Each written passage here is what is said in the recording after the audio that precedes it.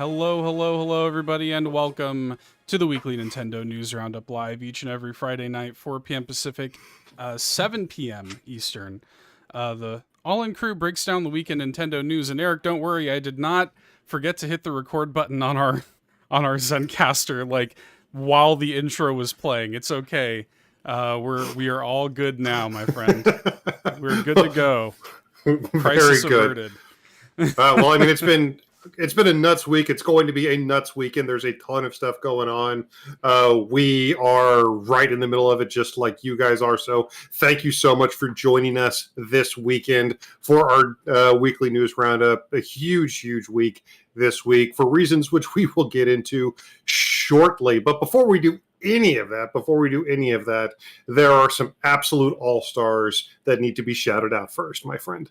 That's right. Our patrons at patreon.com/allinpodcast. Thanks so much to everybody who supports us over there. Shout out to Bowza, who's here watching us live on youtube.com/allinpodcast right now. One of our patrons, one of our Golden Banana Tier supporters, the rest of which we're going to thank right here, right now, starting with Rob Yapel, third strongest mole, Sean O'Baggins Ashton, Tim A, aka NeoPrime33, aka Nintendo Dad number 4, Matt, Shy Guy City Murray, Phelan Ward, Bill Tucker, Marcus O'Neill, Liam D, Bowza, who again is in the chat, Gamer Jason, Andrew Wilkins, and Foolish Fuji. Thanks so much to our Golden Banana Bunch. Moving into our Triforce tier.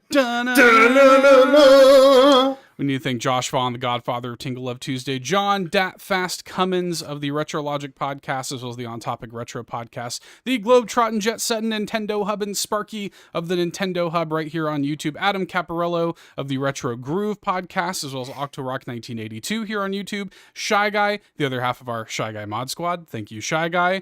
Danielina Hosa, Dan and Luma, Solo Something, and the legend himself. The biggest release of the 2023 holiday season, Uncle Randy. And it's a stacked holiday season. Uncle Randy still stands out. Huge thanks to our supporters, patreon.com/allinpodcast. You can join their ranks, see which tier works for you over there. There's a 7-day free trial to our Golden Banana tier. You can see what all the fuss is about, get a ton of exclusive content, and a lot more. We've got merch at bit.ly/allinmerch as well, and you can pick up some of that too. We really appreciate that. Shouts to Tony Laranjo here in the chat. Busy week, just finished the Treehouse. Now time for this. So yeah, Nintendo, as we're recording this, like PAX West is going on, Nintendo Live is going on, there's a Treehouse Live going on, all kinds of stuff. But a lot of party people popping off, but we know why Tony's here. Tony's here. We do have a giveaway that we need to get into. We do indeed. Before we get to the news, let's quickly do a giveaway. So to set this up, so I backed Sea of Stars. I almost called it Starfield again. Starfield just came out. I've been watching Sean Capri play Starfield like most of the day today. And so I just have Starfield on the brain, I guess. But Sea of Stars came out. I kickstarted it, and we were lucky enough to get a review code from Sabotage, thanks to them. And so I thought, why don't I just give away my copy from Kickstarter? So that's what we're doing. We held a giveaway over on our Twitter account, twitter.com/allinpodcast, which for those who maybe missed out on this one, we've done several giveaways in the past and we'll continue to do them in the future. That is typically where we post about those. So if you're not following us on social media, we're at allinpodcast, Facebook, Twitter, and all that stuff. And we post about our giveaways there. Or if you were just born 2 weeks ago, it's x.com/allinpodcast. You're never going to get me to say X. I'm never going to call it. No. So that's the place to be for this and future giveaways. And the way we did it this time around is we actually tied it to reviews for the show, because that is a very, it's free to leave us a 5-star review, and it really helps the show a lot. That's pretty much the best way you can help the show grow and get it in front of people. So if you like what we do, a 5-star review is very, very appreciated on your podcast service of choice. If you are listening to us right now or whatever, very quick and very easy, and it really helps us grow quite a bit. So we had a bunch of people that sent in some 5-star reviews for the giveaway. And Eric, I think we should just go ahead and get right to it, my friend. I believe as well, but very, very huge thank you to everybody who did leave a review, even if it was just for the giveaway. Those help out so much. And if you did just give it to us for the review, stick around. I promise you, we will work very hard to earn that 5 stars. Hey, if again, if you're a Nintendo fan, you're in the right place. So thanks to everybody True story. who submitted reviews. Let's pop over here to this wheel that I have here. We used to use a different service for this actually, but it kind of started screwing up on us. Yeah, we kind of had a couple false starts with a couple of our giveaways. Yeah, we swapped to this wheel picker sort of thing here. Tony Laurandro says Chained Echoes also just got a 20% sale on the eShop today. Very similar type of gameplay to Sea of Stars. Yeah. That's been on my backlog. The eShop sale right now is insane. Yeah, it is. So we got all these entries in here. Tony Laurandro, you are one of them. And I've got them all loaded up here into the wheel. You had to, give us 5-star review, screenshot it, and reply to our tweet about it in order to be eligible for this. So everybody who did is represented here on the wheel. I'm just going to spin it. The Wheel of Destiny. God bless us all. Let's see where the wheel lands, man. May the odds be ever in your favor. And Bucci Jojo at BUCCIJOJO. Bucci Jojo, I guess, is the winner of a North American eShop code for Sea of Stars. Congratulations. I guess that's how you pronounce it. Bucci. It looks like Gucci, but with a B. So like Bucci Jojo, I guess. Fair enough. So maybe it's Bushi or Bush. I don't know. Regardless, congratulations on your win. Make sure to DM us on Twitter to retrieve your code. Thank you all so much again. I genuinely wish we could give one away to all of you. Yeah. No. So we really appreciate everybody who sent in those reviews. Thanks so much, and congratulations to Bucci Jojo, and enjoy your copy of Sea of Stars. I wonder if they're JoJo's Bizarre Adventure fan. I have no clue. But in any case, with all that being said, we do have quite a lot of news to get to this week, Eric. So let's get into the meat and potatoes of tonight's edition of the Weekly News Roundup Live. I mean, we have the Super Mario Brothers Wonder Direct.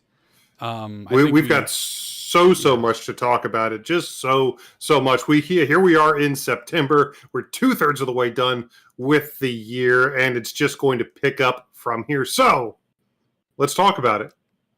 Yeah. Eric, you got it. Navi has quit. You can't keep setting it up for Navi. She quit. I have a catchphrase, Seth. You can't. You got to get rid of it. Got to throw it out. I have got to throw it out. Got to throw it out. Navi quit. Anyways, yes, let's talk about the Mario Wonder Direct. I think that's got to be where we start this week. We did get this. I live reacted to it here on the YouTube channel. Thanks to everybody who came out for that. And we got a ton of new information on Mario Wonder, and as it turns out, they continuing to get a ton of new information. Well, yeah, they were setting it up because like the thing is at Nintendo Live, as it turns out, which we kind of thought it would be. They didn't they didn't come out and say like that it was going to be during this direct, but as it turns out, that's like kind of the centerpiece of Nintendo Live this weekend. So yeah, when they announced, when we got word this week that we were getting that, I specifically messaged you. I said, we're getting it on the 31st because the game is absolutely going to be at Nintendo Live this week. And sure enough, it is. And there's a ton of people posting new videos and everything about it. But this 15-minute direct that we got a couple days ago, back on August 31st, was a bunch of new information, was a ton of awesome new information about Super Mario Wonder, including more information about the Flower Kingdom, more information about the playable characters, more information about the loads of new enemies, and just everything about the game. So, like, where do you want to kind of dive into first? So, I mean, the direct started off with effectively what I assume is going to be the intro of the game. Yeah, that's what I think. It looked very much like the new Super Mario Brothers intros from the past. It gave exactly that same kind of vibe. Totally. They never, marinate on it too long. It's Mario and the gang are in this new place, the Flower Kingdom. There's some sort of like reception by this little like caterpillar looking Prince Florian. And they're all laughing and waving at each other, having a good time, blah, blah, blah. And then Bowser Jr., and Kamek come through to steal the Wonder Flower, like the Wonder Power or whatever from it. Bowser winds up fusing with Prince Florian's castle and kind of invades like the rest of the Flower Kingdom with his like weird dark wonder energy. So that's the setup of the game. And then we did get, I guess the first big piece of information is actually what we presume is the full launch roster of playable characters. Yep. Which is we got Mario, Luigi, Peach, Daisy, Yellow Toad, and Blue Toad, who do have names, by the way. Nintendo keeps wanting to retcon this. Yellow Toad is a la Gold, and Blue Toad is Buckenberry. I'm sorry, they do have names. Toadette. We got Toadette, 4 colors of Yoshi. Yeah. And then of course Nabbit. Now got Yoshi, red Yoshi, yellow Yoshi, and light blue Yoshi. I green Yoshi is like Yoshi's not more special than the other colors. Yeah. He's not king of the Yoshis. He's green Yoshi. So yeah, even though they actually call him Yoshi so maybe he is king of the Yoshis. Maybe that's something that Nintendo's never really spoken about. Ooh, secret lore. Oh. The thing is like that Yoshi is a character, has a name and everything. Yeah. And the other Yoshis are just red Yoshi, yellow Yoshi, light blue Yoshi. So we can also probably assume that like in terms of the coloration, like the green Yoshi might be the sort of most common. So who knows? Yeah, in any case, we got them and we got Nabbit. Those are the 12 playable characters. And very quickly after that, they said a couple things which I think disheartened quite a few people, myself included. They said that the characters are all going to play the exact same. Mm-hmm. Now, there's a reason for that, but I still would have liked to have seen a few subtle differences between the characters, but no, all of the main characters will play exactly the same, with one notable exception, which is, of course, the Yoshis and Nabbit, who are effectively going to be the game's easy mode, similarly to like the way Funky Kong was in Tropical Freeze, in Donkey Kong Country Tropical Freeze. So they won't take damage, and I believe spikes and lava don't hurt them. Yeah, they can still fall into pits and die that way, but yes. And then Yoshi, of course, is rideable, which you already kind of knew. But anybody, even Elephant Mario, even like in the elephant form, you can jump on Yoshi's back and ride Yoshi, which is neat because I think this is something we talked about recently when it came to Disney Illusion Island, like this kind of like inclusivity for kids. Like if you were playing with a young gamer or a more casual gamer who you're playing co-op with and they can't reach the same platforms you can, this allows you to easily play as Yoshi and say like, hey, jump on my back and I'll get you up there with me. And I think that's great. There was a lot of speculation pre-release that this is how it was gonna be, that Yoshi and that we didn't know Nabbit until this direct, but the thought was that the Yoshis would be the easy mode, and it turns out that's the case. I'm kind of with you. I was kind of hoping for a little bit of like a Super Mario Brothers 2, a little bit of a difference, but it's fine. I get it. I understand why, and it's not a game breaker. So no, it's not. But effectively, with the exception of the Yoshis and Nabbit, it's just the playable characters are all just effectively different skins. Mm-hmm. But it is really cool because like we have technically have 12 playable characters in a core Mario game, which is pretty neat. And I mean, there's reason to think that we may be getting more in the future, but we'll see exactly how that pans out. That was not detailed at this direct. That was something that we thought we were going to have detailed at this direct, was the apparently in-game purchases that the game features. We still don't know what form that's going to take.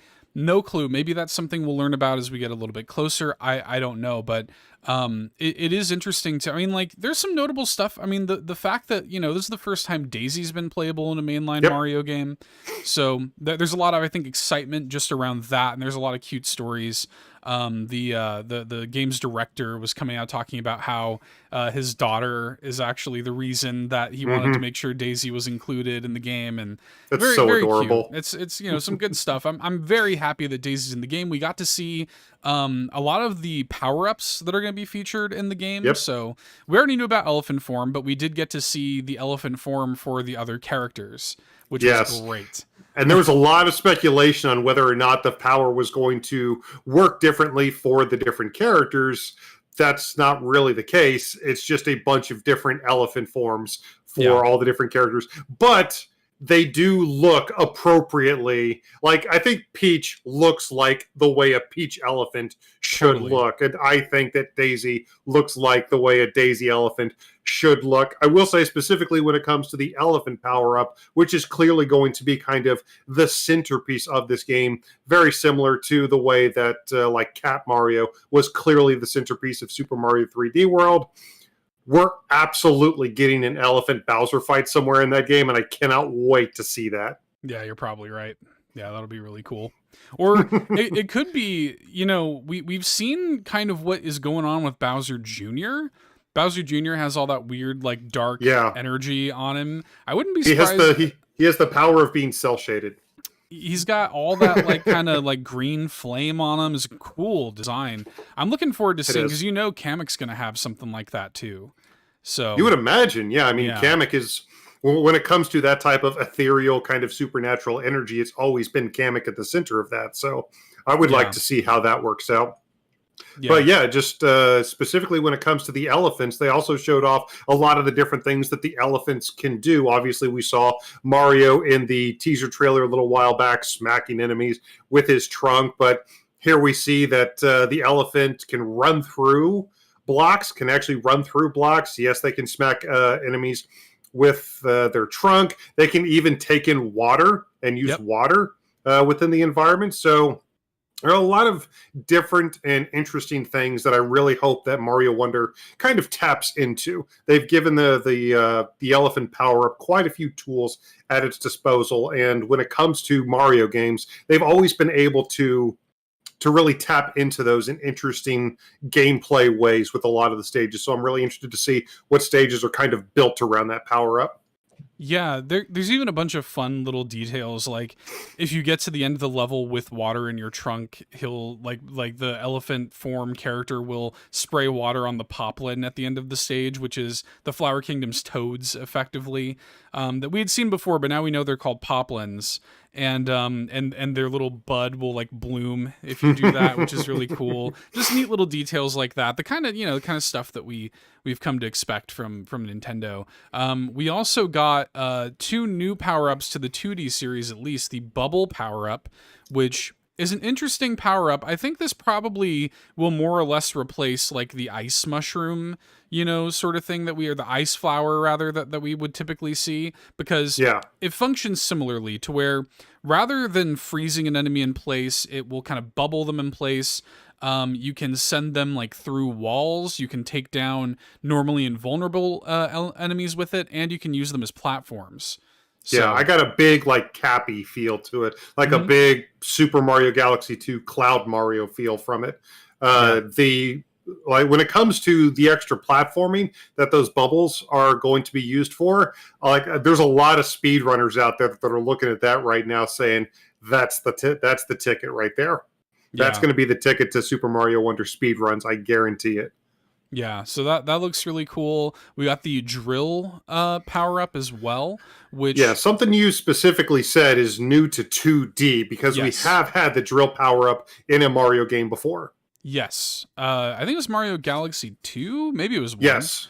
That we had like the drill, ability in that game. So, and what's interesting is it does kind of work similarly. It's the same way, yeah. Yeah, but this is interesting too, because like you can actually, not only can you drill into the ground, go under surfaces, come back up, you can even sort of like shoot yourself into the air and drill into the ceiling as well, which is interesting. And we've seen a couple of little like early stages that that implement that into their design. So I'm excited to see where that goes as well.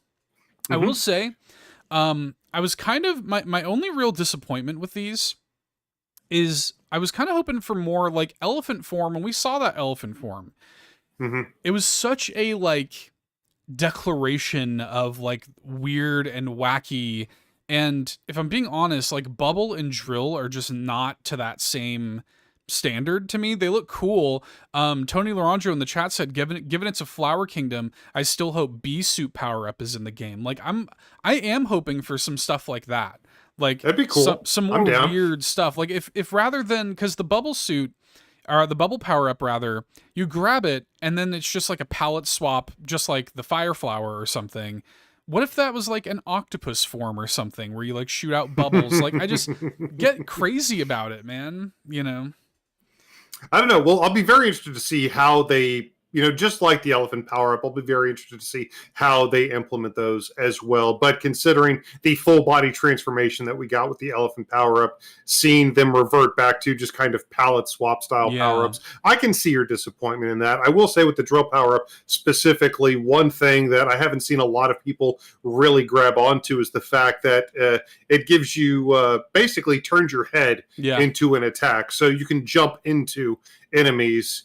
We've seen that with, like, specifically with Mario Maker 2, you can get shelmets and even spiky helmets, and you could do it there. But like even those haven't been in core Mario games before. So this is kind of a new idea, a new mechanic for proper canon Mario games. And I dig it. I do. And there are going to be more power-ups in the game aside from just those.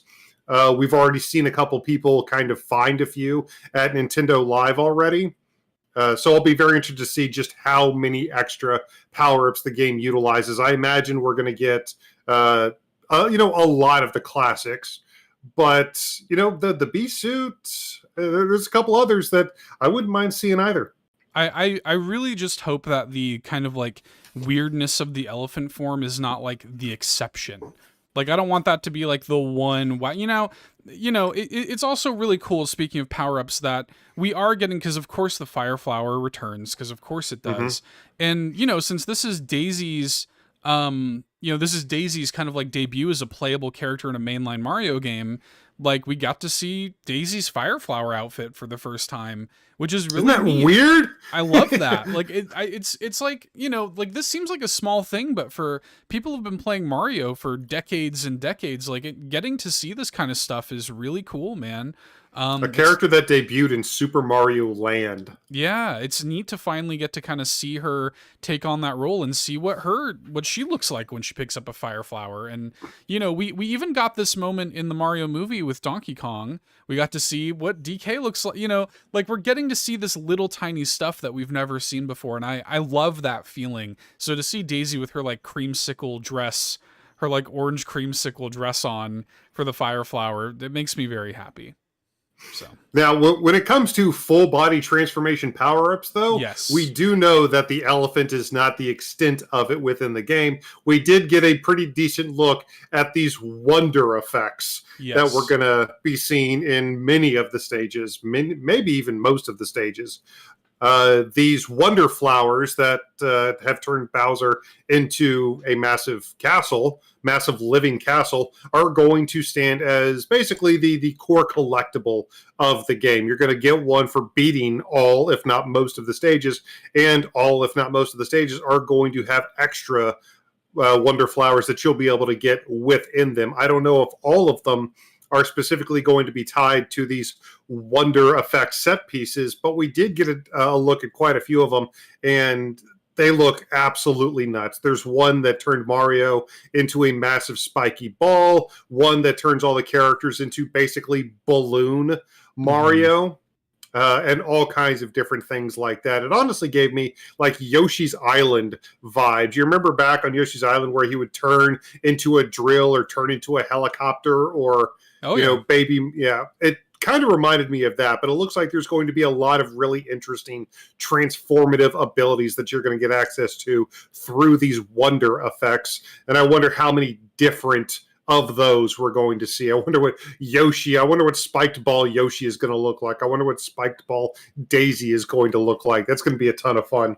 Yeah, it's and a Goomba. Yeah, they showed a bunch of little stuff like that. The wonder effects seem to be like those are kind of like situational, per levels or whatever, whereas the elephant form is tied to like this little elephant apple power up or whatever. So I'm gonna be curious to see like how far that stuff goes. We've seen a bunch of stuff in this regard already. Yep. This isn't a huge surprise because this has been in the recent 2D Mario games, but they did confirm that you can bank an item as well in an item balloon. So that, again, not a huge surprise, but it was nice to see that sort of confirmed. I think probably the biggest gameplay change are the concept of badges. Yes. Which is new to this game. You go to these like special badge challenge stages to unlock. It looked like a couple dozen badges that have little tiny gameplay tweaks. Yeah, so this is the reason that the individual characters don't play differently from each other, is because effectively all of those abilities are now linked to these Paper Mario style badges. Essentially, you have a glide badge. Essentially, you have a badge that effectively gives you the Super Mario Brothers 2 crouch jump, and there are all kinds of different effects that really harken back to different things that you've been able to do in the games before. A lot of things that specifically, I think, reference a lot of the individual powers that the characters would have had in past games. Mm-hmm. And we got to see a couple of those on display. We did even get to see the badge screen, which showed off presumably how many are going to be in the game, which looked like they were kind of delineated into 3 different categories, like orange badges, blue badges, and then there were even like a couple rainbow badges there at the side. I wonder what kind of massive effects those are going to have. According to the Direct, you're only going to be able to equip a single badge per level. Well, I mean, which is good because this is probably not a game that's going to be high on difficulty anyway. So being able to just load yourself up with a bunch of game-breaking abilities is probably just going to remove any and all semblance of difficulty from the game. So I'm glad you can only get one. I do wonder if I wonder if a couple of those rainbow badges are maybe multiple abilities crammed into a single badge. But I don't know. We'll have to see. That's just pure speculation on my point. But regardless, it should give a lot of variety. It should allow for a lot of different gameplay tweaks and little ways that you can change up the formula. Looks cool. A lot of the stuff that they give you with the badges are pretty like, like it's nothing like game breaking necessarily. No, it's like you can't teleport or anything. Yeah, it's not like, hey, you're invincible now or whatever. Like it's a lot of it is like and we saw this in previous footage where you pull out like a hat and you can kind of like hover with it. Kind of like Peach, in Mario 2 a little bit with the parasol. There's one where you can kind of like mantle up onto ledges and stuff, and there's a couple interesting a literal things. hook shot.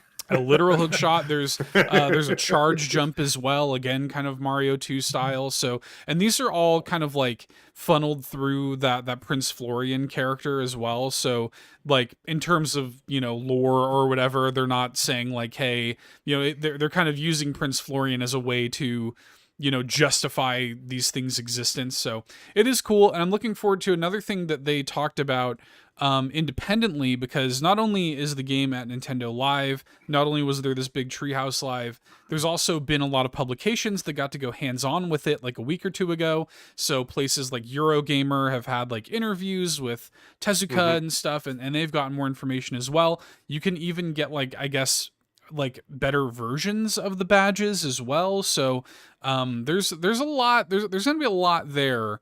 And there's going to be a lot of different ways you can tackle. When you go into a stage, you can even see like Prince Florian's recommended badge to take on the stage with. So pretty neat. I'm looking forward to seeing how that changes things.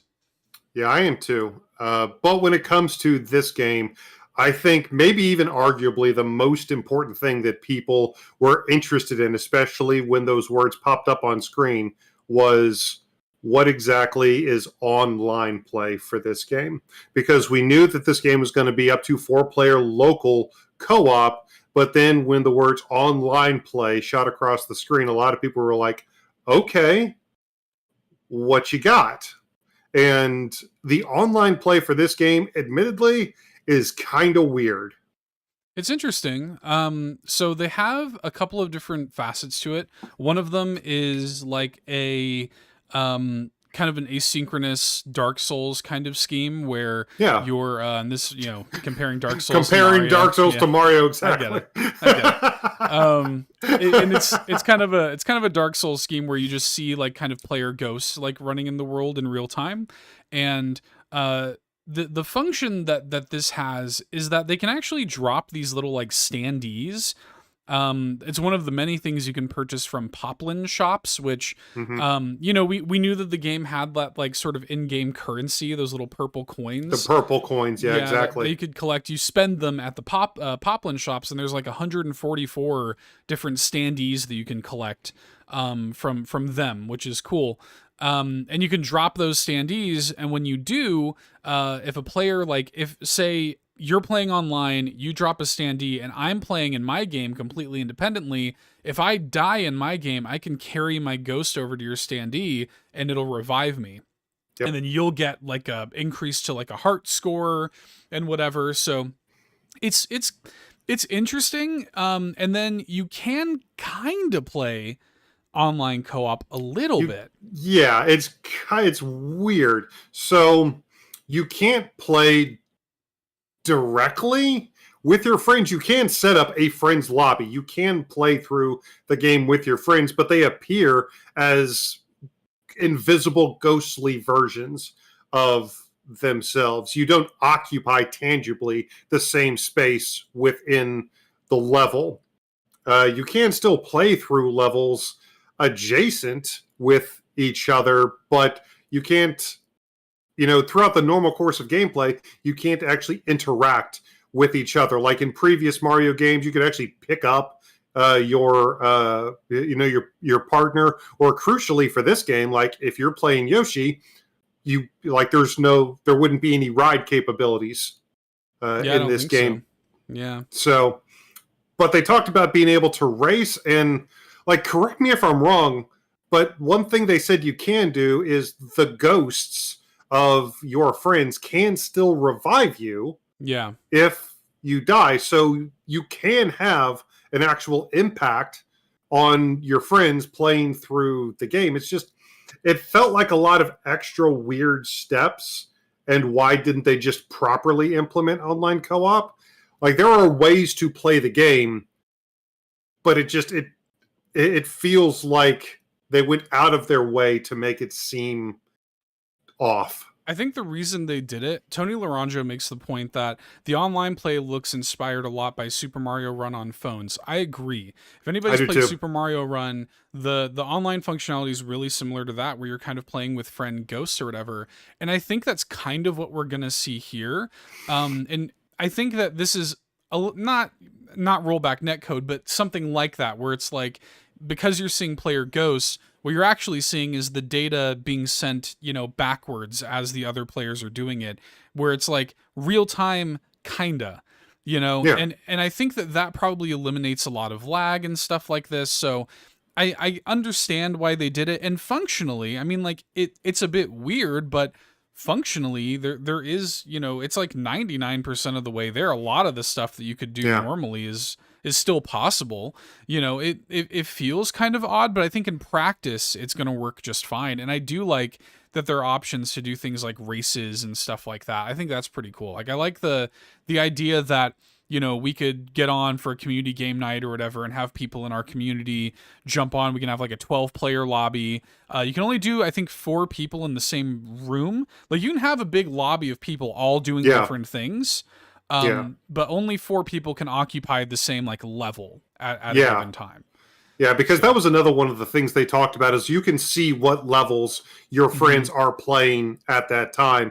And I don't know if you all have to boot up the level at the same time in order to, see each other or to have any type of interaction with each other. But I mean, functionally, theoretically, you could jump into a room and just play through the entire game with your friends as ghosts. Yeah, kind of. And I say ghosts, and speaking of, I do want a quick shout out to the new ghost animations and the new ghost models that the characters are going to have. Like actually dead ghost Mario was adorable. Straight out of Spelunky. That's exactly what happens. Like, it works identically to how it happens in Spelunky co-op, which I thought was kind of funny. So it's neat, you know. Like, I do know there are a few people who are kind of disappointed, but you know, I think the thing that is really interesting about this, though, is that because everybody's not having to occupy the same space, I think it does offer quite a bit of freedom. It means that people can play connected online, and we could all be doing separate things, hop in, hop out, throw on little races if we want to, do things like community game nights if we want to, and it's pretty non-obtrusive, and it also removes the 4-player barrier. You know, like, so it gives you a little bit of wiggle room, even though you still only have 4 players that can do the same thing at the same time. Like, at least you can have people in the same play space organizing things together. I like that. I don't know. Like, it's strange, but I think in practice it's going to work quite well. So, well, we don't have that long to find out. The game comes out at this point next month, and there's a lot of people already finding out right now for themselves up in Seattle, the jerks. But yeah. But yeah, I didn't see anything specifically touching on amiibo functionality. No, but I've got to imagine that there's something. Nintendo is technically still making them. I've got to imagine there's at least a cursory amiibo style ability that you can use. I mean, there's so many different Mario amiibo out there that I would be really surprised if there was zero functionality in this game.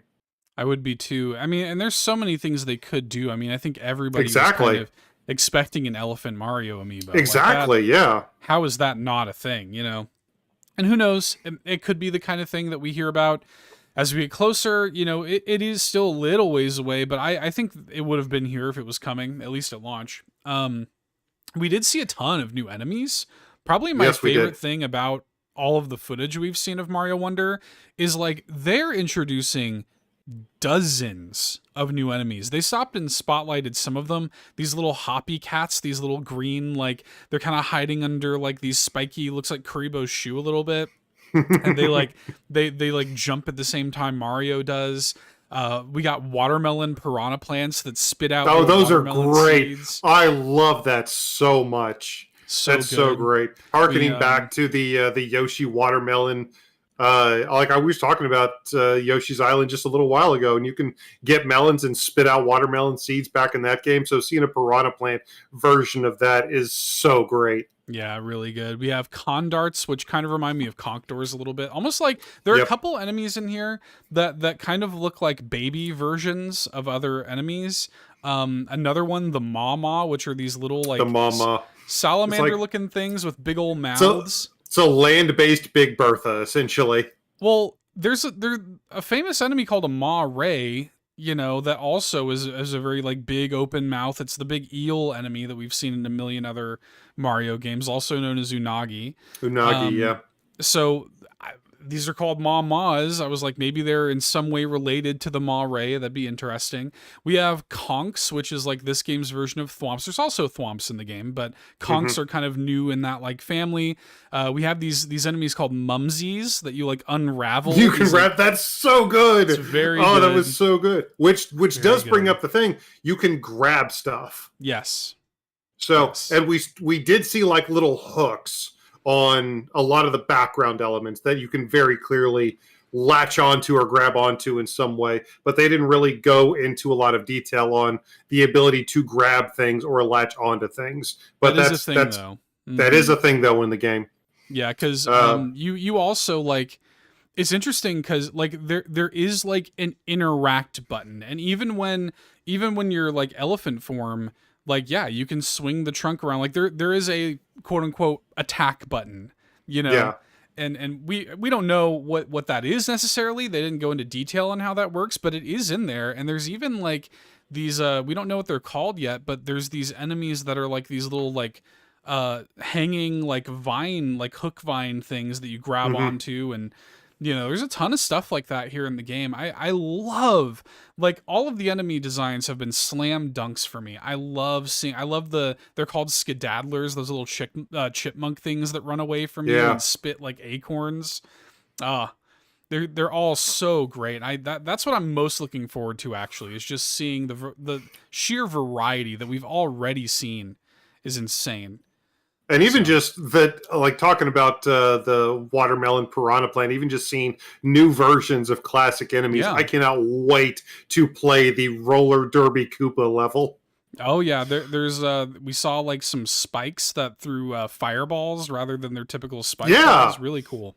Wonder if Yeah. there's other versions of that, maybe like ice balls or something. It was so refreshing to see. We know that Mario games, are incredibly creative. They always have these really individual level gimmicks that are always super interesting. And it was really cool to see the story come out this past week about how the prototype for Mario Wonder was never deadlined or anything like that, because Nintendo was such a big company. They could afford to give this team the time they needed to not really pressure them or Hmm. anything. And I like just seeing the creativity that the team has come up with. It just seems like it's an incredibly stark contrast to the creativity that was used to create the console that they're going to release next to this game. Yeah, they and this is, again, we knew that something like this was probably going to be here, and there was like people who were leaking it ahead of time, but yeah, sure enough, they ended the presentation with the Mario Red Edition Switch OLED, which is launching on October 6th. Not uncommon. This is we assumed that this would happen. An OLED Yep. model launching 2 weeks ahead of the game. They've done this for Zelda, for Splatoon, for Pokemon. This is, par for the course. However, we were especially given, the creativity, the colors, and like just all of the, vibrancy on display in the game. We were kind of hoping slash assuming that this would carry through into the design of the OLED model, but it is just the most boring, just pure, just stark red. There's a little Mario icon on the back of the dock, and then there is, on the inside of the dock, some hidden coins, Literally on the inside, the place that you never see. and that's The it. the the little taste of actual artistic flair, and they put it on the inside of the console. Like, this is that they have created some really special edition Nintendo Switch models in the past 6 years, and this has got to easily be one of the worst. I'm super looking forward to the game, but I would be genuinely interested to see how few of these consoles that Nintendo sells. Yeah, it's not great. Tony Laurandro says, I wish they had a Mario themed Pro controller. I was just surprised at how Yeah. little stuff, like, I mean, this is, No you gotta amiibo, think, no Pro controller. Yeah. yeah, this is the big holiday game for Nintendo. And when it came to Tears of the Kingdom, they had the trifecta. They had the OLED model, they had the Pro controller, they had the amiibo. I Yep. thought for sure Mario Wonder was going to get the same treatment. Where, like, if they were going to have this, kind of boring OLED, okay, fine. Maybe the Pro controller, like, I'm just imagining, I mean, we have all these beautiful, like, blues and purples and pinks. Like, I would love to see that kind of design take over the Pro controller. I would have absolutely bought one of those, or special Joy-Con even would have been nice, like we saw with Skyward Sword HD, which are still like my main Yeah. Joy-Con that I use. And then, yeah, like amiibo. I mean, yeah, the fact that there isn't an Elephant Mario amiibo is a crime. I mean, like, it's ridiculous. I don't understand why that doesn't exist. Even like on a, I guess, more personal level, to celebrate Daisy's debut as a playable character in a mainline Mario game, like, yeah, Daisy in her Fire Flower outfit, Daisy, in general, a general Daisy amiibo. I think the only Daisy amiibo that exists is her Smash amiibo, you know? So, She's got a. I think she also has like a Super Mario style. I don't I think think so. she's got. I'm Does looking she up at not? my, I don't think so. I'm looking up at my collection right now. No, I don't think she does. I don't see it. That's weird. That would be. Well, we need more anyway. Oh no, there is one. That's what I'm about to say. Yeah, so we at least have 2 Daisy amiibo, but yeah, a Daisy, a Daisy elephant or a bubble Daisy amiibo would have been cool. So we have this, and we have her Smash amiibo. That's it. Mm-hmm. Like, how do we not have Fireflower Daisy amiibo, Elephant Mario amiibo? Like, how do we not have that? Like, that's crazy. Yoshi riding Yoshi amiibo. You know, I will say, shout out to a couple of the new Yoshi animations. Yoshi, when he has something swallowed, now looks like a bullfrog. Pretty good. Yeah. Just the level of like expressiveness in the game, the art direction of the game, it's beautiful, and it deserves. I really hope that this doesn't wind up being like a Xenoblade 3 amiibo situation where it's like, hey, let's release Xenoblade 3 amiibo like months and months and months after the game came out. Like, they're coming out like in November, I think, like a year and a half after the game came out. Like, I don't want that for Mario Wonder. Have these things ready to go for launch. You did it with Zelda, you know. So, I don't know. I don't get it. Another big omission from this direct, something we actually really thought was going to be in this presentation, was the teased video message from Charles Martinet about no longer portraying Mario. In the statement in which Nintendo announced that Charles Martinet was no longer going to be voiced in their games, they did mention that we could expect a forthcoming video message, and we thought that it might be here, considering that this is going to be the first core Mario game since Mario 64, the first core Mario game since Mario 64, that Charles Martinet is not going to be voicing the titular plumber in. So, but that wasn't here. So we, as of right now, we still haven't seen it. I would imagine it's going to be part of Nintendo Live this weekend. But for those who somehow haven't seen the Direct, that wasn't there. Maybe. I mean, like, I thought that they would probably... I didn't think it was going to be part of this Direct. I thought they were probably going to want to get it out ahead of the Direct, though. But they didn't do it. I don't... You know... I think for them, they're probably just like, we'll put it out when we can. We have other things going on. You know? Like, and it's also because it's going to be... Miyamoto and Charles Martinet, it might be literally scheduling to get those two men in the same place to film it. You know, like that. It might be a matter of that. So, I mean, I don't know. It could be that they do a video. We don't know what form this is going to take. We don't know when. We also I mean, like, it's September now. You got to imagine within the next 2 weeks, we will almost certainly have a Nintendo Direct. So, like, where do you fit these communications in? You know, there were some people postulating that the Mario Wonder Direct may impact Nintendo having a Direct in September. I absolutely do not think that's the case. I still think we're getting one. And I mean, it's September now, so I mean, we're officially on Nintendo Direct watch regardless. Yeah, there's within the next 2 weeks, we will almost certainly have, like, they've done a September Direct every year for the past like 10 years. I mean, you know, there will almost certainly be a Nintendo Direct this month. So we'll see. But that is everything from the Mario Wonder Direct, I think. I don't think we missed anything. That's pretty much it. Well, we've been talking long enough about it, but yeah, it looks fantastic. It, again, comes out October 20th. I cannot wait. It looks like it's going to be absolutely wonderful. I see what you did there. But that wasn't the only big presentation that we had this past week either. You, of course, if you've watched this show for any length of time, you will know what a fan Seth and myself are of indie games. And we did get the Media Indie Exchange presentation just yesterday, as a matter of fact. Super, super excited for a lot of amazing looking forthcoming independent games. And while the majority of this was kind of Steam focused, there are a couple games that we're just going to briefly shout out that are, or more than likely, coming to the Nintendo Switch at some time in the near future. I mean, we've got a Pinocchio-based Bloodborne-style game. Why not have a Christmas Carol-style Metroidvania game? I mean, just why not, right, Seth? Yeah, why not? I mean, these are the kinds that once these things become public domain, it's open season, baby. That's true, yeah. That's how we got that Winnie the Pooh horror game. I mean, that's how we're getting 2 Little Nemo games that are in active development. You know what I mean? Like this. this stuff happens. So Ebenezer and the Invisible World, coming November 3rd, is indeed going to be a Christmas Carol themed Metroidvania, and it looks kind of good actually. I might actually. It does actually look kind of good. But there wasn't a lot. There was some really cool stuff in the trailer, but not a lot of necessarily new information. However, when it comes to this, we did find out that it is coming out November the 3rd. So we did actually get a date for this one.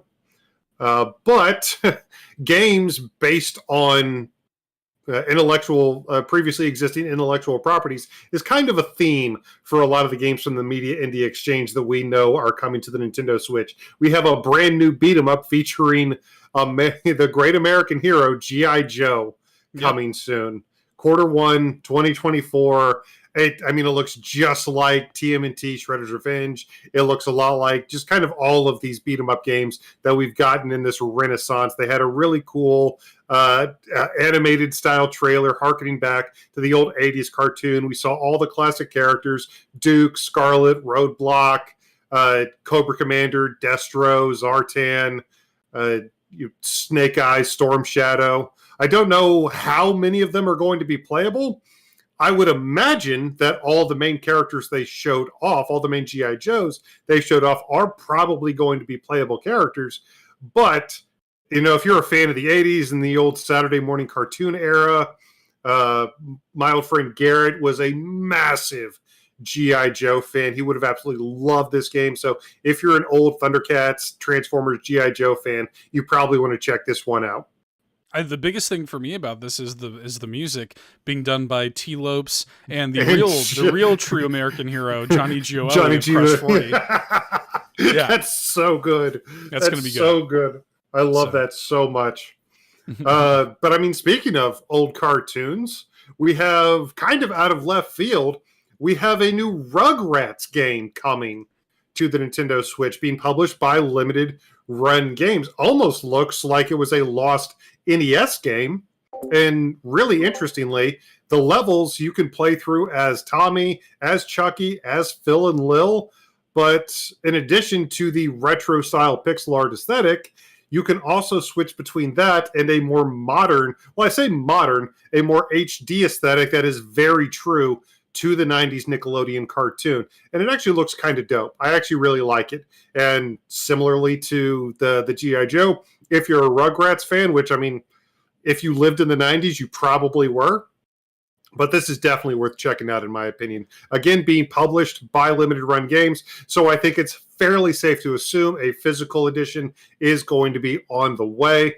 But I'm really excited for this. I love the Rugrats back in the day. I love the HD, upgraded, very true-to-life animation look that they've added to that version of the game.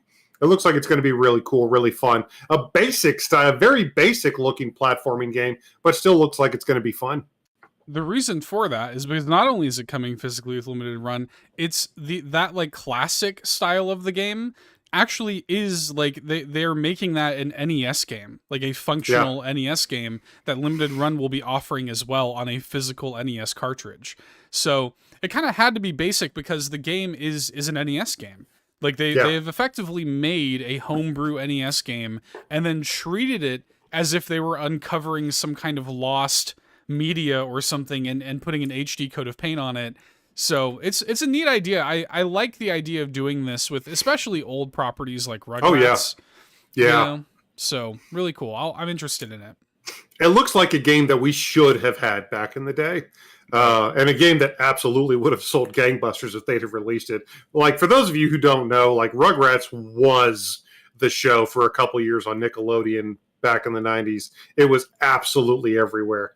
But in addition to that, and this may just be for me, but we're getting a new pinball game from Zen Studios that's horror-based, that's going to have Death by Daylight and Chucky and even the old gods like Cthulhu and stuff. So, and they've teased a bunch more. But yes, we're getting a new horror-based pinball game from Zen Studios with licensed tables, and I'm really happy about that. And if you're also a pinball fan, for all the two of you out there, thank you very much. Nice. These other ones you have in here, I don't know anything about these. Yeah, so Just Crow Things. We didn't really see a lot from the trailer, but it's from Unbound Creations, the studio that brought us Rain on Your Parade. A game that was published by our friends over at Premium Edition Games. Rain on Your Parade is a game where you actually play as a rain cloud, and you're able to create weather effects within the town to do various things and kind of annoy the people. Almost like Untitled Goose Game, essentially, but you're playing as the weather. So, but Just Crow Things looks like it's going to be in that same vein. We didn't see too much in the trailer, but we did actually see the titular crow leave a present on a passerby's head. And then a coin fell out of their pocket, and then the crow stole the coin. So it looks like it's going to be in kind of the similar tongue-in-cheek, annoy people and then reap the rewards vein as Rain on Your Parade. So that looks like it's going to be interesting and fun and worth checking out. But the last one I'm going to check out, it hasn't been specifically confirmed for Switch, but it is coming to PC and consoles. That incredibly, terribly vague PC and consoles that we're getting. But Quadroids, the reason I wanted to shout this game out real quick is because it reminded me of a DSware game that I've talked about a few times here before on the show, which is Chronos Twins. And one of the things I really like about that game is you play simultaneously. It's a platformer that you play simultaneously on both the top and bottom screen.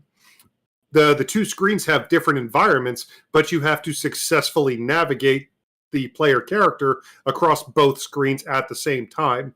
That's exactly what you're doing in Quadroids. It splits the screen up, and you are controlling characters simultaneously on multiple parts of the screen, trying to use the characters to get to the end. So I just thought that looked really, really interesting.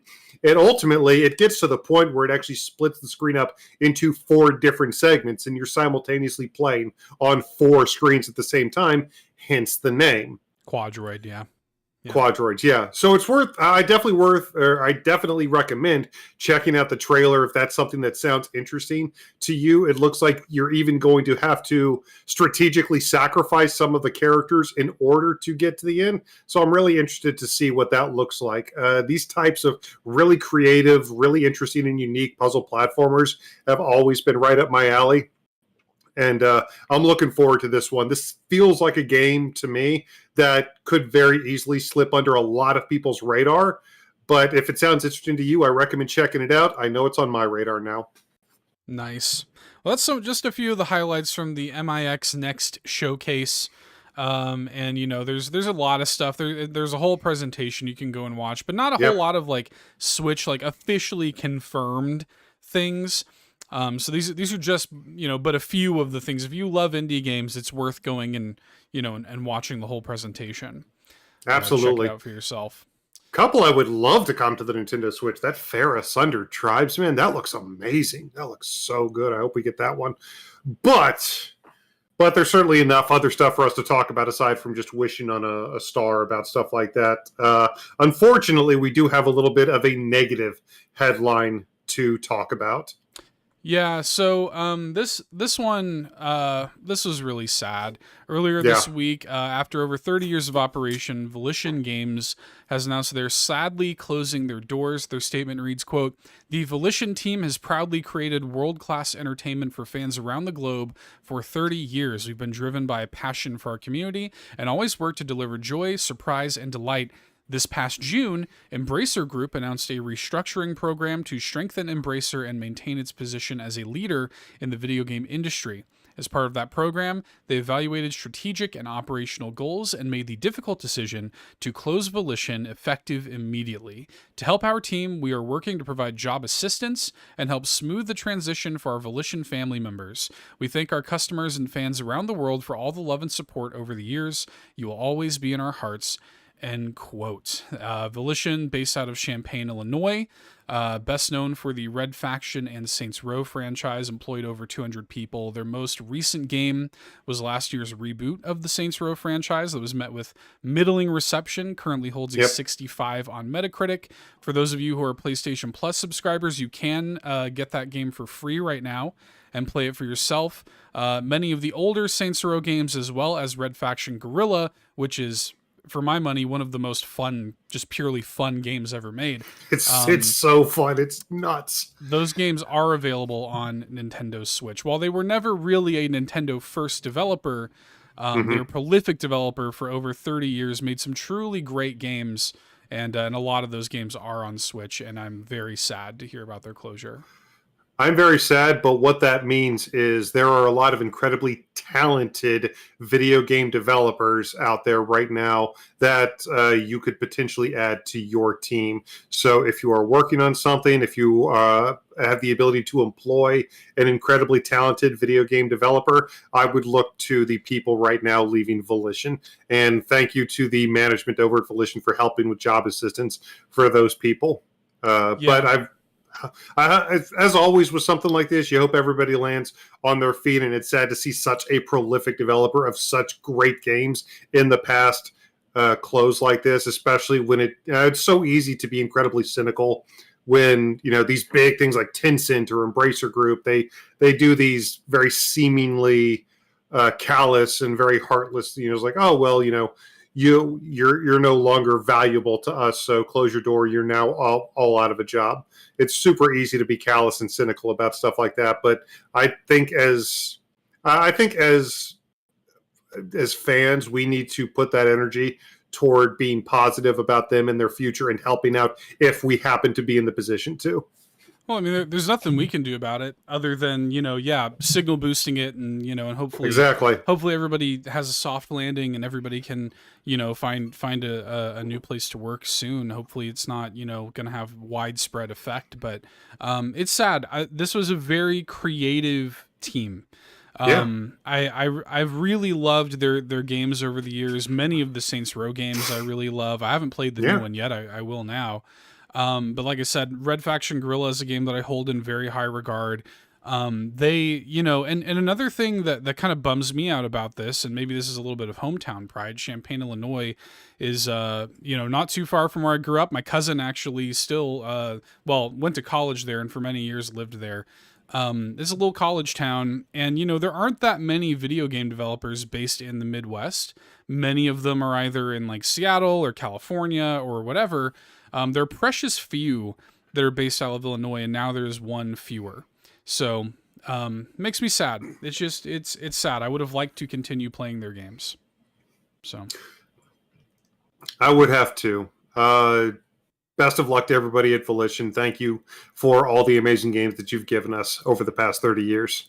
And I do wish we could move to something a little bit nicer, but unfortunately we have a little bit more bad news, and that is it's not looking good for your boys and when it comes to the fantasy draft. It really doesn't. So, okay. Two headlines to hit here that the hits keep coming. So first of all, for those who don't know, we have an ongoing fantasy league against the Nintendo Pals, which is another great Nintendo podcast. We love them very much. They're good friends and great content creators. But we are in a fantasy league, and we are bitter rivals right now. And they are jerks right now. So yes, right now, yeah, they're jerks. So we're in a fantasy league against them. It's been kind of back and forth. They've had a lot of heavy hitters. We've taken a lot of L's, and well, the hits keep coming because Suikoden I and II HD remaster, which we had drafted, has unfortunately been delayed to 2024. So that's unfortunate. But then at the same time, a game that they had drafted was Gunbrella, which got a release date of September 13th. So that game's out in 12 days. And the demo dropped at the same time. I played it actually earlier today, and the game's like incredible. It's like really good, and it's probably like I think that game is probably going to score mid to high 80s, and they're going to get a lot of points for that game. So RIP us. We should just go ahead and start shopping for our costumes now. Probably should, yeah. Yeah, but yeah, for those who don't know, the punishment is we have to do a full game stream of the worst game, which is I guess officially the worst game on the Nintendo Switch. On OpenCritic, yeah. But not only do we have to do a full game stream of the worst Switch game, we have to do it wearing the most embarrassing attire possible. So I guess it's time to start shopping, buddy. The year ain't over yet, but And it's not looking good. But it's we still not got some looking good. big games. We still got some big games left to come out, but it's going to be a great comeback. That's the story, Seth. It's going to be a great comeback. I hope so, man. It's looking bleak. It's looking real bleak. But yeah, Suikoden 1 and 2 HD unfortunately delayed. Gunbrella, though, coming very soon. 12 days. There is a demo available now. I'm not sure if you can carry your save into the final game or not, actually. I'm not 100% on that, but the game is great. Like, I was so impressed by the demo. It went from a game that I was, somewhat interested in, being a fan of Devolver and a fan of Doinksoft, to, like, this is a must-play day one. Like, this, like, skyrocketed up. I loved the demo, so y'all should check it out. Game's coming out, and, congrats to the Nintendo Bells. Turned out that was a good pick. So, yeah. It's almost as if demos are incredible marketing tools. Yeah, it's a good game. Well, we have some more kind of release date related things. Borderlands 3 Ultimate Edition kind of unceremoniously announced this week that it was coming to Switch. It's coming on October 6th. It's going to have all 6 of the Borderlands 3 DLC included. It's going to be $59.99, and it will have a physical release. Now, the biggest thing to notate here, because to be honest, I was always curious. The older Borderlands games actually run quite well on Switch. Yeah, they do. And that's all well and good. But when it comes to Borderlands 3, I'm like, that's a much bigger, more grandiose game with a lot more systems at play. To be honest, it didn't run great on PS4 when it came out. So like I'm really curious how the Switch version of the game is going to run. And in fact, they have had to make a pretty noteworthy concession to get the game running on Switch. The big one being that rather than the 4-player co-op that the series is known for, the Switch version of the game will cap the amount of players to just 2. So that is worth noting. That's a major change over the rest of the Borderlands franchise. Yes. So, I mean, that 4-player co-op, the traditional 4 players that you could choose at the beginning of the game that they kind of, wanted you to play as a team, having the size of the party is going to be a big hit for online. I mean, it's still going to have online play, but yeah. And honestly, I think the game's story is terrible. Borderlands 3, I think, has a laughably bad story, but the gameplay is the best of the series. It's super fun, and I really like all the characters. And then, like, the 6 DLC packs that are going to be included with this version, I've never played them. So I actually would like the opportunity to play them. It's coming out at a bad time, but I'm going to be curious to see how this runs, and I think it'll be a fun little co-op thing for, you and somebody else. Yeah. October is famously stacked, so yes, weird release date, but I don't know. We'll see. We'll see if it's able to make a dent in the Nintendo Switch holiday 2023 with everything else coming out. I don't know. I mean, Borderlands, like the first Borderlands was my favorite game on the 360, and I've always loved the franchise since then. Borderlands 2, of course, introduced Handsome Jack. Tales from the Borderlands was amazing. I even really liked pre-sequel, so the series has fallen off. Yeah, the series has fallen off a little bit, but I'd still like the chance to play a decent Borderlands game, despite, based on what you said, the story being laughably bad. But I think you would like playing it. Like, I think you'll, playing it is fun, but yeah, you're not playing it for the story. But yeah, October 6th. Skip the cinematics. Yeah, October 6th is when that's coming out. We also wanted to hit this real quick. Speaking of great stories. Yeah. Beyond Good and Evil was rated by the ESRB for the Nintendo Switch. 20th Anniversary Edition was rated for the Nintendo Switch this week. Has not been officially announced, and if this was not officially like rated by the ESRB, we wouldn't be talking about it. This is just a rumor or a leak. We don't comment on that kind of stuff typically, but this is happening. It was rated by the ESRB. This is an official thing. There's a listing for it. It is a thing. It's real. It's happening. It's just a matter of when it's going to be announced. And to be honest, I think this is perfect fodder for the September Direct. Yeah, it's great. And we're getting yet another GameCube game on the Nintendo Switch, which makes me happy. I spent years waiting for GameCube Virtual Console on the Nintendo Switch, but we've slowly been getting drip-fed these GameCube classics on Nintendo's hybrid platform, and this is just going to be yet another one. You know, the Nintendo Switch hasn't really been known for all of its GameCube ports and all of its GameCube adaptations, but we've gotten a fair few of them, and this would be a fantastic addition to the Switch's library, as if it's not already stacked enough. But I mean, after Beyond Good and Evil, there's really only a couple more that I need on the Nintendo Switch. But this is a big one, especially especially since Beyond Good and Evil 2 seems DOA. Yeah, we'll see. I mean, they have said as recently as this year that they're still working on it. So who knows? I don't think it's ever going to come out, but who knows? But the original game exists. It's there. It's great. Yeah. They made an HD version back on like Xbox 360 and PS3, which was a really good HD version of the game. I imagine that's what this is going to be. I don't think they're going to do much to it. My hope is that this comes out. I imagine it's going to come out in November. That's when the 20th anniversary is. I think it's November 11th or 10th or something. So I imagine it'll be around that time. I imagine it's going to be announced to the September Direct, and I hope that it's going to be priced decently, and I hope it's going to get a physical release. We'll see. Yeah, I don't know. We will see, but again, that's just another big reason for us to be on September Nintendo Direct watch. Super, super excited. But for in addition to everything else going on this weekend, you got Nintendo Live, you got PAX, but Splatoon 3's Drizzle season also started today. A brand new season of new content, new stages, new weapons, new stuff, and make sure to check out the Big Run this week as well if you are a Splatoon 3 player. So still no word, weirdly enough, on the release of Side Order. However, brand new season of content just starting in Splatoon 3. That might be another thing that we see at a September Direct. Who knows? And we're not that far off from the Shiver, Fry, and Big Man Splatfest either. So no, we're not. We'll see. There's plenty of Splatoon things to look forward to. We should also quickly mention the Clefairy and Teddy Ursa Squishmallows that are coming, quote, soon.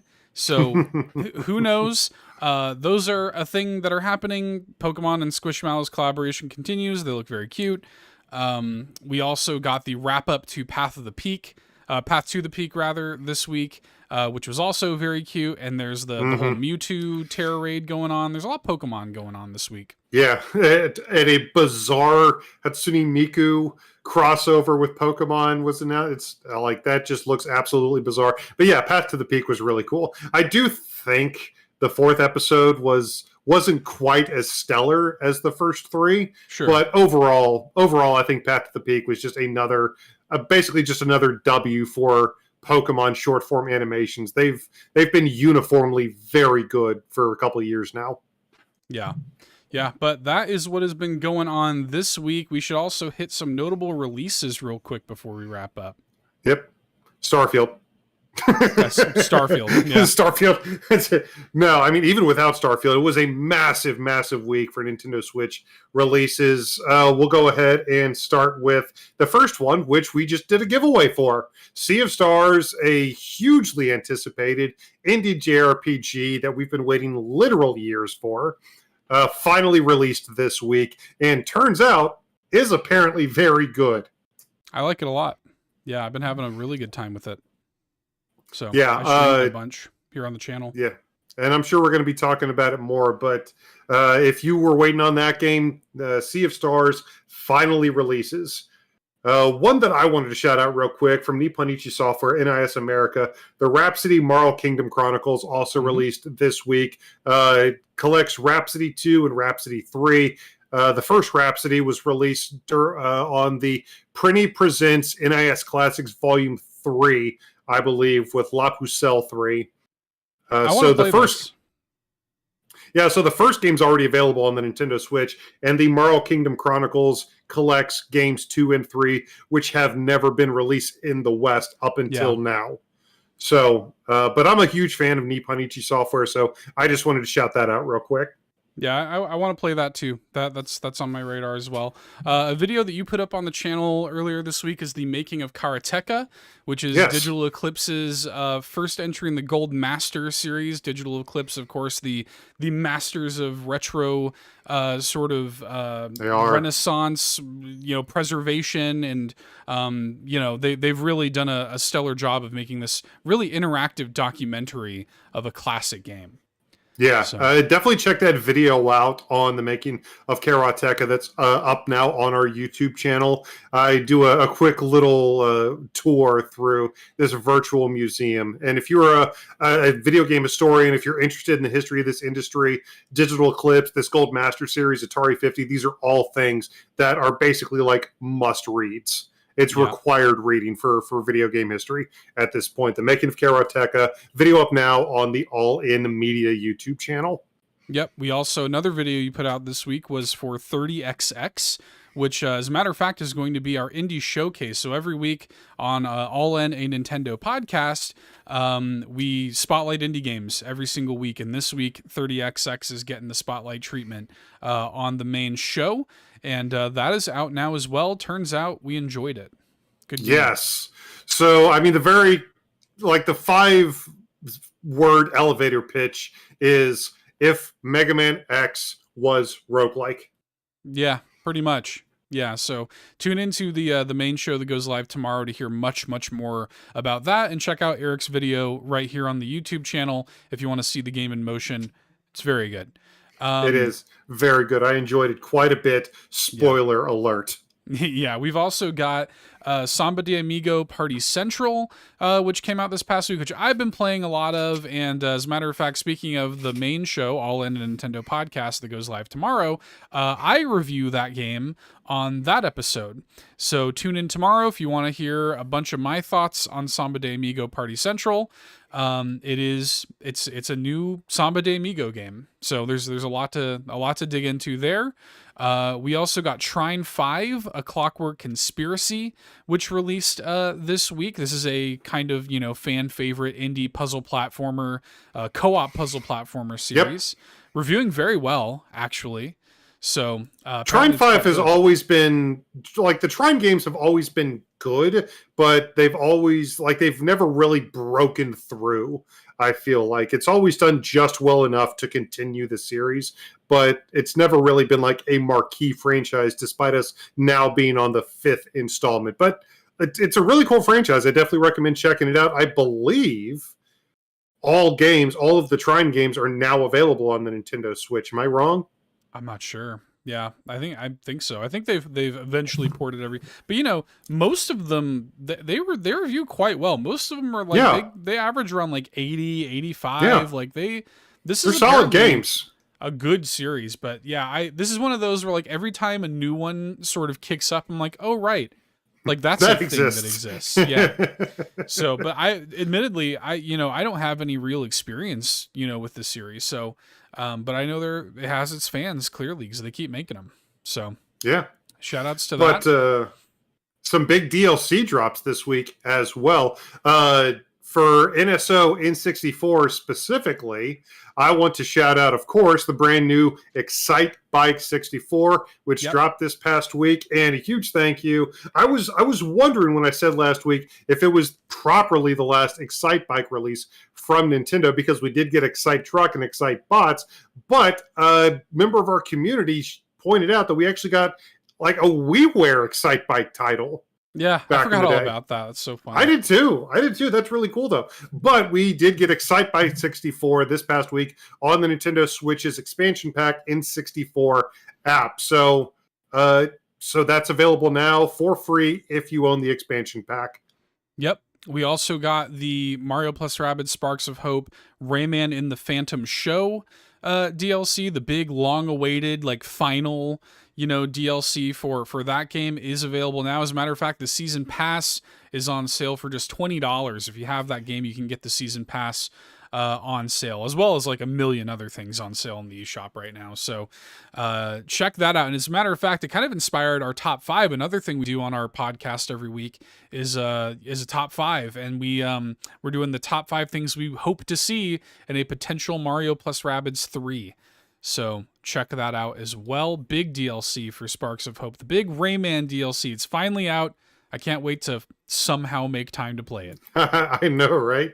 I know. But that's out. Finally closing the book on Rayman. Really interested. Obviously Rayman's return is the big headline from that. But I'm just as excited to see the return of Phantom. That was by far the most exciting fight, the most standout encounter for me from the first Mario Rabbids game. And just to hear what Grant Kirkhope can do with that returning character, I cannot wait to see. That's going to be worth the price of admission alone. Oh yeah, can't wait. We also, last thing to shout out here real quick is the brand new Dimension Shell Shock DLC for TMNT Shredder's Revenge. A lot of excitement over that. Yes, so a huge DLC expansion to Shredder's Revenge that just dropped. In addition to the 2 new playable characters, Usagi Yojimbo and Karai, we got this brand new survival mode that allows you and up to 3 friends to jump through dimensions, basically just trying to survive for as long as you can against ever increasingly difficult waves of enemies and getting crystal shards. Essentially, every time you get enough, you're trying to find crystal shards, and every time you get enough, you're able to move on to the next dimension. And collecting these crystals will actually power up your characters permanently. You will continue to get more HP and more power and access to more meter and everything like that. So continuing to play it, continuing to play the survival mode continues to make you more powerful, which in turn, of course, loops back in on itself. And in addition to that, each of the characters in the game also got like 5 or 6 extra skins and color schemes that you can play with now. They've got skins that specifically reference like Rise of the TMNT. They've got a Game Boy color palette for each of the different characters. Some of them are even unlockable through the survival mode, through the Dimension Shell Shock survival mode. And if you're an old school TMNT fan, that Dimension Shell Shock survival mode is just absolutely stuffed, absolutely bursting with references and Easter eggs and all kinds of little winks and nods to the Turtles' history. Like there's specifically a Mirage dimension done in the style of the old Mirage comic books, which looks amazing. It looks so good. So the game itself, like you should probably pick up Shredder's Revenge regardless, because it's just an amazing game. But this is a really, really cool piece of DLC. Currently on a launch discount, 10% off. It's only $8 base, though, and it is more than worth that, in my opinion. Nice. Yeah, I think that's all the notable releases we got. Big week for everything, really. Big week for everything, really. We got so much stuff going on, and I'm super excited to see what comes out of PAX, what comes out of Nintendo Live this week, seeing if we get any other like super huge big announcements. But it's been quite a week, my friend. But we would love to know what you guys are up to this weekend. Are you going to be watching Nintendo Live? Are you going to be watching PAX? Are you going to be playing one of the thousands of things that seemingly comes out every week on the Nintendo Switch? Let us know. Reach out to us on Facebook at All In Podcast, on Twitter at All In Podcast. Make sure to join our phenomenal Discord community. If you came in just for the giveaway, honestly, join our Discord. We have such an amazing community over there, and especially if you play Nintendo games, I promise you would love it over there. It's so welcoming and so knowledgeable. We have so many talented, creative, and knowledgeable people over there, a ton of which have become very good friends of ours personally. So make sure to join our Discord community. And also, if you're watching us here on YouTube, please go ahead, subscribe, hit that bell, get all the notifications, all that good stuff.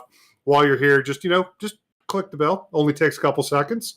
But in addition to all the content and all the videos that we put up each and every week, including this weekly news broadcast, Seth, we also create a ton of exclusive content for those patrons we shouted out earlier.